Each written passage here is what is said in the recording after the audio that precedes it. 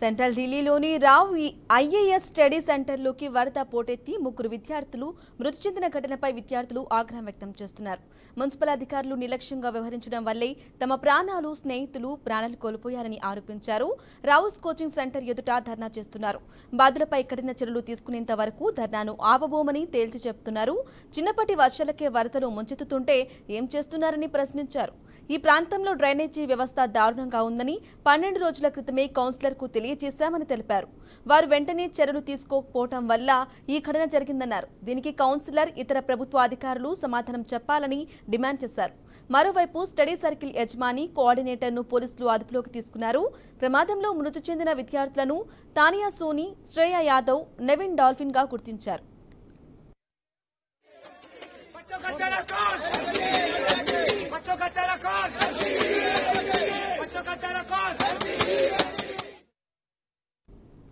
ఘటనా స్థలానికి చేరుకున్న ఆప్ ఎంపీ స్వాతి మలివాల్ ప్రభుత్వంపై మండిపడ్డారు.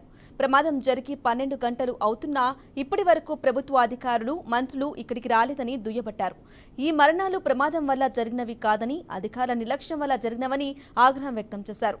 ఈ భవనం బేస్మెంట్లో ముగ్గురు విద్యార్థులే చిక్కుకున్నారా, ఇంకా ఉన్నారా అనే విషయం తెలియరాలేదన్నారు.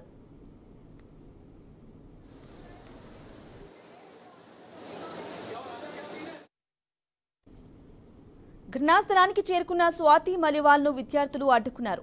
దీనిని రాజకీయం చేయొద్దని ఆగ్రహం వ్యక్తం చేశారు. స్వాతి మాలివాల్ గో బ్యాక్ అంటూ నినాదాలు చేశారు.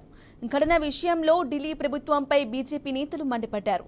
డ్రైన్లను శుభ్రం చేయాలని స్థానికులు పదే పదే చెబుతున్నా స్థానిక ఎమ్మెల్యే పట్టించుకోలేదని ఆగ్రహం వ్యక్తం చేశారు.